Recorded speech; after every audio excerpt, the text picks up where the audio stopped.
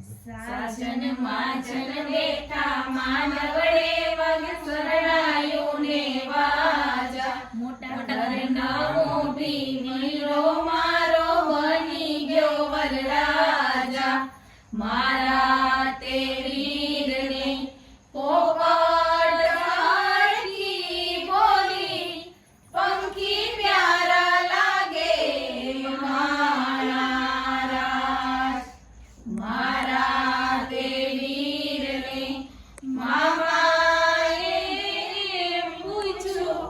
ભાણેજ કેમ મોડા મારા રાજ